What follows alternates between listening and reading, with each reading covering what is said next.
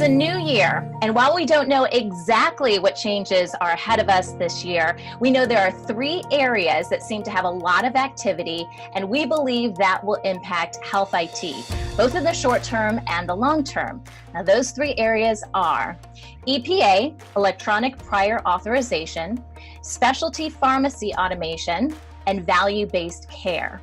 So here to tell us a little bit more about these three areas is Tony Schueth. He's the CEO and managing partner at Point of Care Partners. And he recently wrote this blog post. It's called 14 Health IT Game Changers. And we're going to discuss that today. So Tony, thanks so much for being with us. Thank you, Sunny.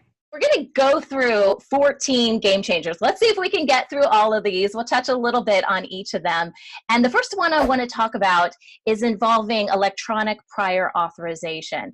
Now, we know that the industry has really ramped up in this area, trying to make submissions and responses faster and easier. And you think there's going to be quite a bit of change in this area in the coming year. What areas do you see change, Tony? Well, you know what? 2019 is going to be a big year for electronic prior authorization, no question about it. I'm going to start with, we're going to have a standard for the real-time pharmacy benefit check, or RTBC. Now, why do I include that as part of electronic prior authorization? Well, it's because last year we did a survey of different PBMs, pharmacy benefit managers or payers, and we asked them why they were investing so much money in the RTBC, and they said it was because of electronic prior authorization. It's because they needed a better mechanism for letting the doctor know that prior authorization was required on the prescriptions that they were writing for their patients. So we're looking at two different standards to be able to support that. The Standards Development Organization, the National Council for Prescription Drug Programs, NCPDP, has been working on that. One of our predictions is that we're going to come up with not a standard per se, but a sort of a cross between the two. So the industry is going to be able to use one or the other, and they're going to have sort of components that are consistent across both of those. Also in this area of RT-PBC is CMS, the Centers for Medicare and Medicaid Services. They have put out a notice of proposed rulemaking, an NPRM, that would mandate, that would require that payers, that the PBMs and health plans provide an RT-PBC by January 1st of 2020. We think that's aggressive. So that, another prediction that we have is that that's going to be pushed back a little bit. Okay. Now, what RTBC does is it lets providers know if prior authorization is required for drugs that are covered under the pharmacy benefit. In fact, there's also a situation where drugs may be covered under the medical benefit. Really, the difference is for kind of expensive specialty medications, such as cancer medications, they're often covered under the medical benefit. Today, we're having a hard time kind of discerning between the two. We're going to fix that. We're going to improve upon that this year. And I think we're going to get to the point where we'll be able to tell the provider, yes, that drug is covered under the pharmacy benefit, or it's covered under the medical benefit. So we're gonna make progress in that regard. Yet another area where we're gonna make progress is in using third parties. So we have what we call delegated PA. That's where a third party manages PA, prior authorization, on behalf of a health plan. That process is all paper, phone, and fax today. It's going to be electronic and in a standardized way, and we're gonna make progress on that this year as well. And then, a couple other things that are going to happen. One is we're going to see prior authorization better integrated into the electronic health record. So today it is to some degree, but we're working on improving integration and having it more part of workflow. We're going to make progress in that area as well. And the last thing is, you know what? There are some cases where prior authorization is requested when it isn't even necessary.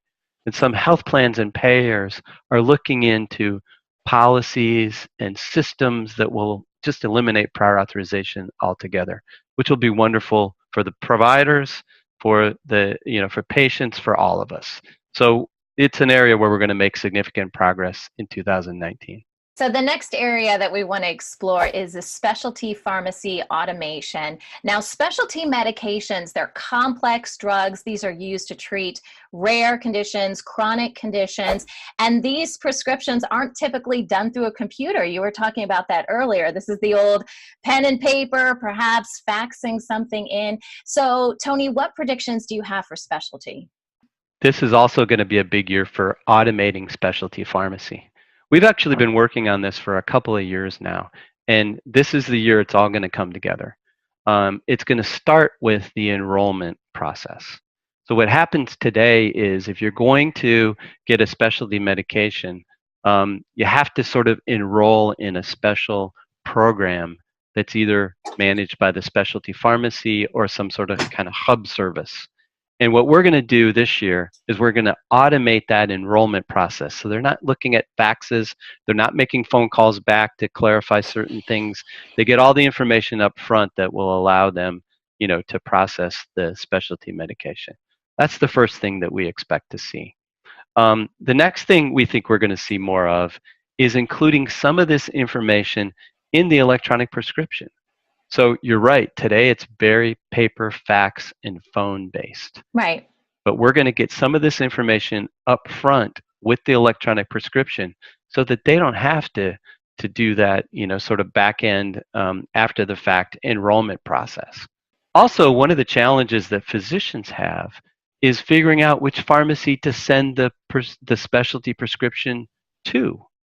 Why is that a challenge? Because there are only certain pharmacies that are permitted, either contracted to or trained to be able to dispense certain specialty medications. Often the doctor doesn't know which pharmacies those are. And so what he or she does is they just send it to the same pharmacy. And then that pharmacy has to transfer, if they can't fill it, they have to transfer that prescription to the pharmacy that can. We're going to make progress in terms of informing the doctor what pharmacy is contracted by the insurance company or the pharmaceutical manufacturer to be able to dispense that medication. Sure. And Sunny, the last area where we're going to make significant progress is around measuring time to therapy. So the sad fact is that it can take a while for a patient to get a specialty medication. Partially because of all this process that they have to follow, all this paper, phone, and fax-based processes that they have to follow. The fact is, we don't know how long it takes. We just know that it takes a while. And what the last thing that we're going to see this year, that we're predicting that we'll see, is that we'll be able to measure how long it takes. And you really have to understand a problem, be able to measure it before you can really solve it. And so that's the last thing that we think is going to happen in 2019. All right, Tony. And the last area that we're going to talk about today is value-based care solutions, specifically with regards to how we pay for healthcare, which is obviously pretty important. So, Tony, what kind of predictions do you have for this? Well, first, let me explain that the way we've traditionally paid for healthcare is called fee-for-service. So basically, you go to the doctor, you pay for a visit. You have a lab test done, you pay for the lab test, okay? We're shifting to a model where what doctors are going to be paid for is keeping patients healthy, keeping them out of the doctor's office, keeping them out of the hospital. And we're tying that to certain sort of quality metrics. Now, in order to be able to support that, we have to build systems that will, that will support that sort of model. And we're building those systems on top of a standard called FHIR. FHIR stands for Fast Healthcare Interoperability Resources. It's been developed by another standard development organization called HL7 that stands for Health Level 7. And HL7 are the basis of the electronic health records in both the ambulatory and the hospital settings today. Right. So a group of payers have come together to form an initiative called Da Vinci. The payers are the largest commercial insurer, United Healthcare, the largest insurer overall, the Centers for Medicare and Medicaid Services, as well as Blue Cross Blue Shield Association and many others, have partnered with provider organizations such as Rush Health System and some electronic health record companies such as Epic, Cerner, Allscripts, Athena Health. So they partnered with those companies to be able to identify use cases that support value-based care. We're, delighted to be sort of program managing this Da Vinci project. And coming out of this effort, we've really identified four areas that we feel confident in predicting are things that are going to happen in 2019. The first is we predict real-world solutions to help patients understand the cost of their therapies. So today, too often, we don't know how much things are going to cost. We don't know how it's being covered. We talked about that in the pharmacy world. We're now going to see that in the medical world as well. So we're going to see more of those real-world solutions that help folks understand how much things cost. We also predict that EHRs will inform providers so that the orders that they write are for therapies that are covered under the insurance benefit. Again, we kind of talked about that in the pharmacy world. We're going to begin to see that in the medical world as well. We think there's going to be an accelerated shift to quality information that's actually included in the EHR so that the doctors and the providers really understand this quality information and they can see it front and center and really act on behalf of it. And the last thing that we think is going to happen is that the payers are going to sort of open up their doors, if you will, and open up these silos and put information back out into the electronic health records so that providers, doctors, nurses, clinicians can really have a solid understanding of the overall condition of the patient so that they're accurately diagnosing the condition and putting forth therapies that are really going to have a profound impact on the patient. So it's a super exciting time right now, Sunny. Well, Tony, thanks so much for your insight today. If you guys have been watching this video and you want to learn a little bit more about some of these predictions Tony mentioned, be sure to check out that full article that I was telling you about earlier. It's on our website at POCP.com, and you can also reach out to us if you guys would like some more information. Thanks, Tony. Thank you, Sunny. Appreciate it.